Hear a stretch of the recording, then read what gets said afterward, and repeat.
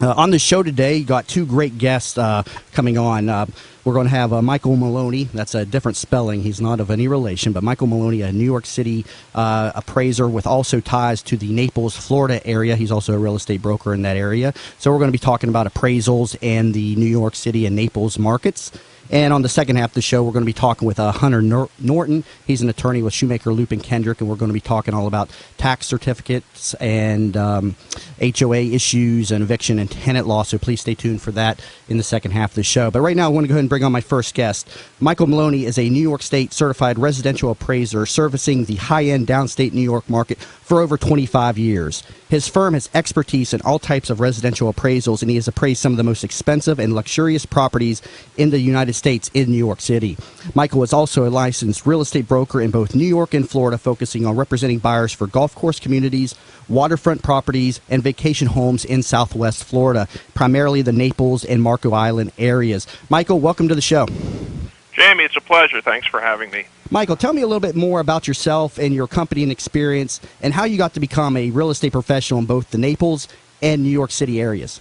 Well, first of all, it's nice talking to a fellow University of South Florida Bull graduate. I graduated from the University of South Florida College of Business Hey, go Bulls. with a finance degree. And right after college, I came back to New York, and I got into the appraisal market. I was going to go to work for a major life insurance company, but last minute I decided to go with my heart and get into the appraisal market.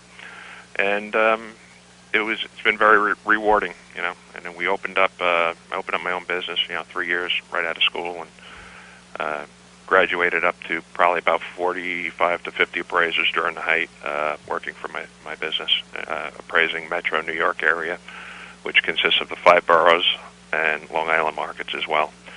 And it has some of the most expensive real estate in the nation, both on the North Shore of Long Island, the Hampton market, and the New York City condo market. Yeah, that's quite impressive, to be servicing that market, especially with the success that you've had, in that area. Yes, Michael, it's Stella speaking. Could you tell us, what I found very different in your profile is that you work in New York City as well as Naples. How come do you tackle those both areas in your profession? Yes, Florida is a big love of mine. I have kids going to college down there as well. And I chose the Naples market because we've been vacationing down in Southwest Florida for probably about 10 years between Naples and Marco Island. And Jamie would know, as a broker, you have bigger commissions when you sell more expensive properties, and there's a lot of luxury real estate down that way. Mm-hmm. I also sell default real estate in New York. Got into that back in the early 90s. We were selling it all through Brooklyn. You could put zeros on the numbers. We were selling units for 250,000 brownstones, and they're probably worth 1.5 now with the what has happened in the Brooklyn market. Now, Michael, the Florida real estate market saw record high values in 2006. Values in our area went on to drop 40 to 50% from that point, bottoming out around 2012. They've been on an upward trend for the past 2 years, but now they're starting to level off. How does this compare to the market in New York City?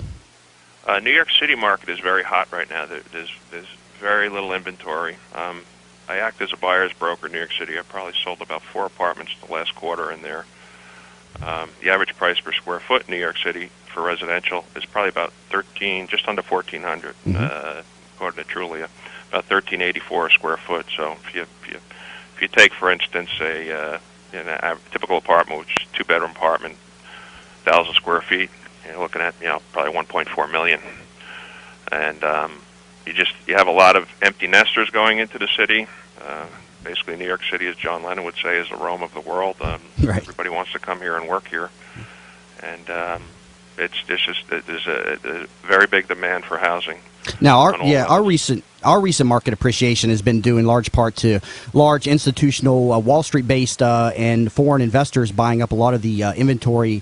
And they came into our market around 2012. What's driving New York values right now? Yeah, that's pretty exciting, Jamie. That one of them was the Blackstone Group. Is that correct? Or? Yes, they're one of them, and there's about 5.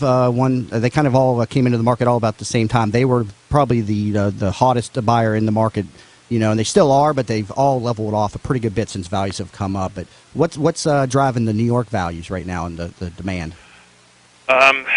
Wall Street and the Dow in New York, because we're out in the Hamptons as well, and anytime the Dow is doing real well, and there's money being made in the financial markets, means there's good jobs in there, and all the hot shots that are living and working in the financial markets, they need places to live in Manhattan, and they're buying vacation homes out in the Hamptons as well. Okay. Michael, we know that New York has many laws that favor tenants and restrict owners' rights. And one of those is rental control, something that we don't have here in our area. Can you explain to the audience how rent control works in New York? Yes, rent control was brutal for landlords. But the thing about rent control is people don't realize it's an FDR program, and it was instituted probably like 1943 to 50, and that's where they actually locked down a rent on a unit, and it would never increase. So you might, if you have a three-family house, and the going market rent for 2 or 3 bedroom in that house would be anywhere right now about $2,500 to $3,000 in Brooklyn or Queens. You can still have a person living in a rent control apartment paying $150 incredible rent. That's just I think it's gone up, just a little bit. But the thing about rent control is it's really not big a problem. It only represents about 1.8% of the total units in the metro New York area. Is that it expires upon the death of the person occupying that apartment. So it's not transferable to any heirs or anything. Then, no, correct? I think if the kids can take it over, but but they have to stay in the unit. That's an interesting feature, something that I'm not familiar with, and since you had experience up in the New York market, just thought I'd take a quick moment to kind of learn a little bit more about that and how that affects your marketplace. Michael, stay on the line here for a moment. I got to take a quick break to hear from our sponsors. If you're just tuning in, you've been listening to the Jamie Maloney Real Estate Show here on 1250 Wins WHNZ. Back in a moment. Bud Spriggs and Movement Mortgage want you to experience the thrill of one-day underwriting and the comfort in knowing your loans will be clear to close in record time. While the competition looks to a lost closing date, Bud Spriggs and Movement Mortgage focus on their 12-day clear to close. They do this by utilizing their world-class operations staff to underwrite your loan within 6 hours, process your loan in 12 days, and have your loan closed in time. Underwritten in 6 hours, cleared to close in 12 days. Bud Spriggs and Movement Mortgage. Since opening its doors 120 years ago, Stewart Title Company has established a lasting legacy of providing professional title services. Even other title insurance companies know Stewart Title Company because they do their actual underwriting for them. Stewart is here to provide a wide range of resources to help improve any real estate transaction. To learn more about protecting yourself against hidden title hazards that may threaten your financial investment, call Melissa Stoddard at 813-431-8025. That's 813-431-8025. Thinking about buying a home? Find out how the HUD Home Store can help you. Visit HUDHomestore.com. Look at HUD homes available for sale near you or nationwide. Why HUD Home Store? HUD will pay up to 3% of the buyer's closing cost. The price of the home is based on an FHA as-is appraisal, which is already completed, saving you an average of $400. And there is an owner-occupant priority bidding period during the first 30 days. Want to know more? Visit HUDHomestore.com. You're listening to the Jamie Maloney Real Estate Show with local expert Jamie Maloney. Now, here's Jamie. Hi again, everybody, and thanks for staying tuned in to the Jamie Maloney Real Estate Show here on 1250 Wins WHNZ. We've been talking with Michael Maloney, a New York State appraiser with ties also to the Naples, Florida area, and I'm going to go ahead and continue the conversation here with him. Michael, New York City has just elected its first Democratic mayor since 1993, Bill de Blasio. With regard to housing, he's went against the New York City Housing Authority decision to cut the number of Section 8 vouchers to low-income New Yorkers, and he's recently launched an online New York City's worst landlords watch list to track dangerous living conditions. How are New York City investors and building owners viewing him at this point?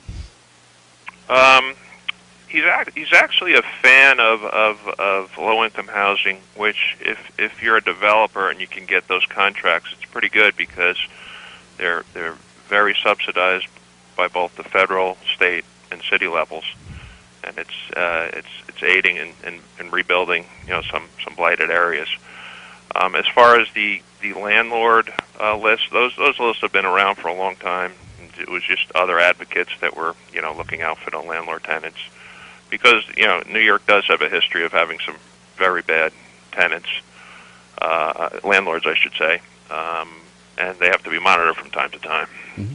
But as far as being an advocate of the Section 8 housing, that is actually a plus for landlords, because landlords do like Section 8 government assisted. Yeah, it's a very good point you bring up right there. A lot of people kind of cringe a little bit at the thought of Section 8, but I always explain to people, at least in our area, and I'm not sure if it's the same in New York City, but there's a long waiting list for people to get onto Section 8 housing, which is a subsidy that allows, low-income people to get into properties and then have the local government or the government subsidize their rents.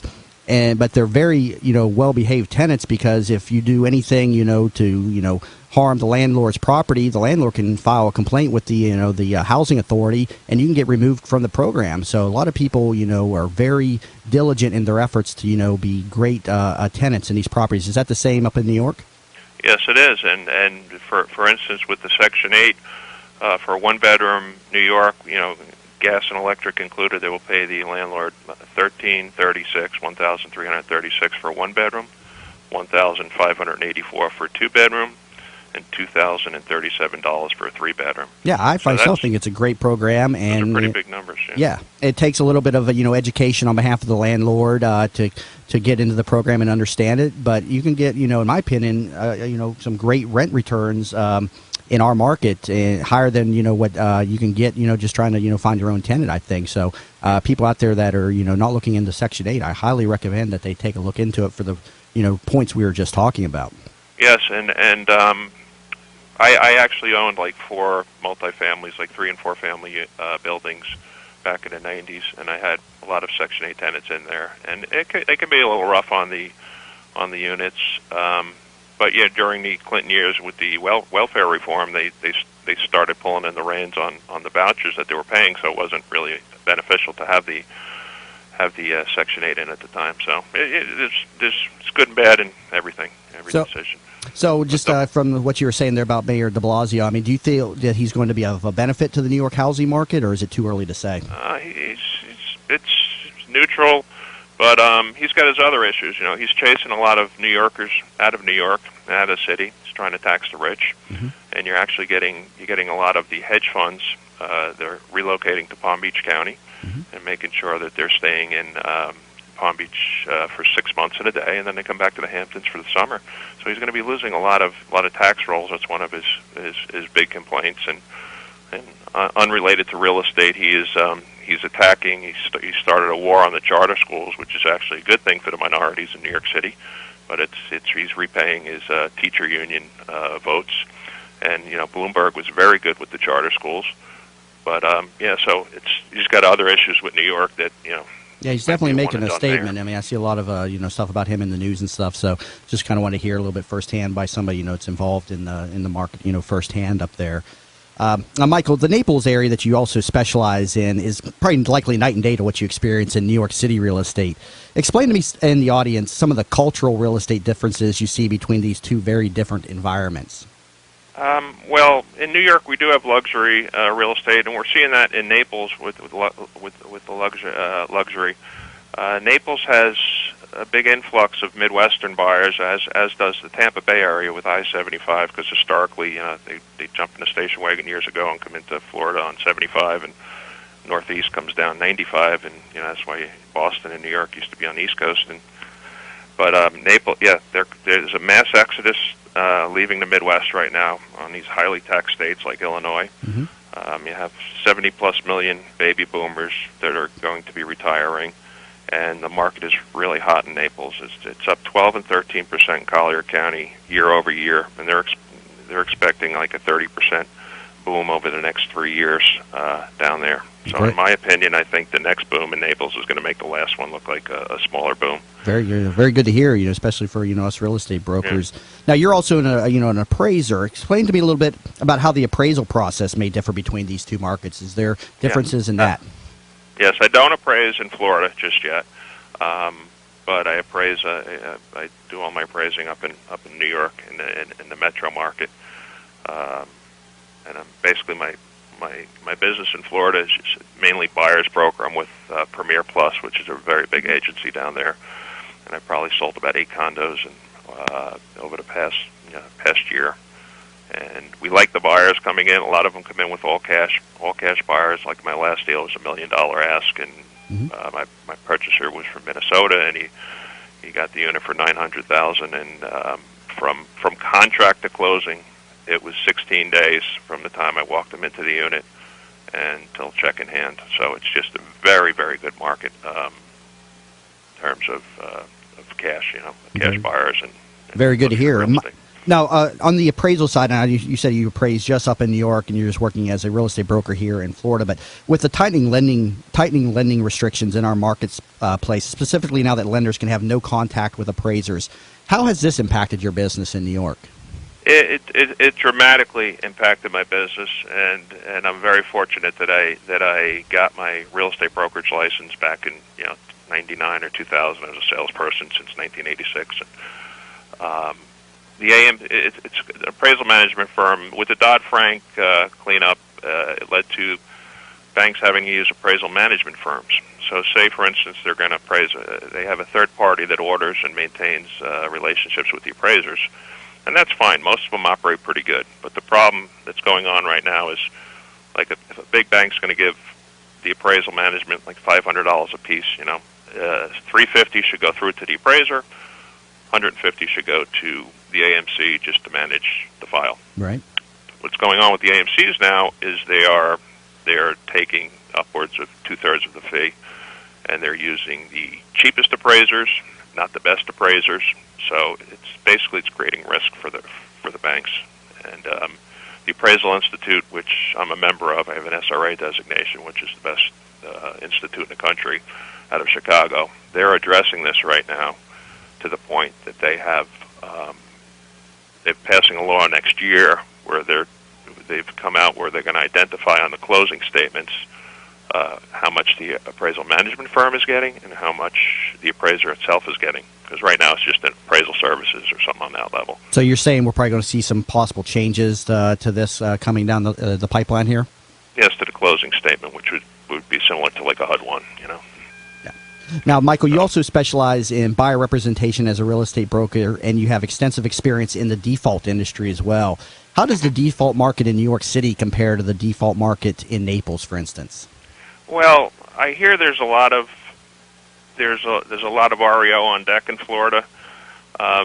With the robo signing, kind of 2-3 years ago, I probably had about 75 houses in my inventory. Probably about 3 years ago.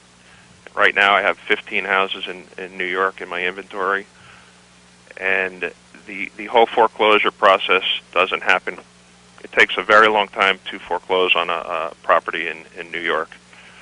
You have people that are in major default, first and second mortgages, and they will go out and they will hire an attorney and give the attorney $2,000 a month to keep them in a house that is worth $2 million. So it would take years for people to foreclose or for a bank to foreclose on the house? I think it takes 3 years, Mm-hmm. and I think Florida has a very, very slow process as well. It has. There's been a recent change in our law that's speeding up the foreclosure process here in Florida. Florida House Bill 87 that was signed by our Governor Scott last year. So in uncontested foreclosure proceedings, I mean, I'm seeing things go to the final foreclosure sale in 30-60 days. But again, that's just in uncontested cases. So definitely beforehand, though, it was 2 to 3 years to get through the foreclosure process in Florida. So it's definitely a lot of the reason why the market has been drug out for so long. So yeah, but Michael, puke, as they say, and then clean up, and that's what's happening. But yeah, I'm noticing that too in Florida. But I'm not a default broker down there. I'm just working with buyers there, and it's Jamie, as you know, if you're a foreclosure broker, it's very, very difficult managing these properties. You can have a property in your bin for 3 years and costly reports, and you end up getting 2% on the list side, and the selling agent's going to get 3% if he sells it. So, well, Michael, I got to wrap up with you, but real quick, now you're in the Naples area, which isn't too far from here, and you specialize in buyer representation in that area. Real quick for the audience, go ahead and give out your contact information for the audience, please. Yes, my name is Michael Maloney. I am a real estate appraiser, and I am an agent in Naples with Premier Plus.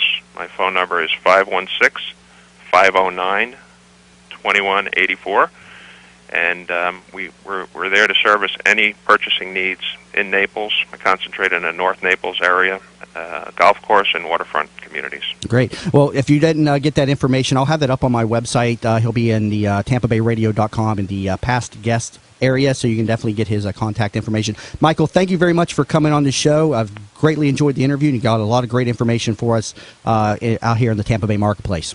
Jamie, thanks for having me, and I look forward to meeting you when I'm in Tampa the next time. Sounds good. Give me a ring. Thanks. Okay, bye-bye. If you're just tuning in, you've been listening to the Jamie Maloney Real Estate Show here on 1250 WINS WHNZ. Again, that was Michael Maloney, New York State appraiser, and also Florida real estate broker down in the Naples, Florida market. Stay tuned. Coming back from the break, we're going to have Hunter Norton, attorney with Shoemaker, Loop, and Kendrick, and we're going to be talking all about tax lien certificates, eviction, tenant law, and HOA disputes, so please stay tuned. And again, you've been listening to the Jamie Maloney Real Estate Show here on 1250 WINS WHNZ. Back in a moment.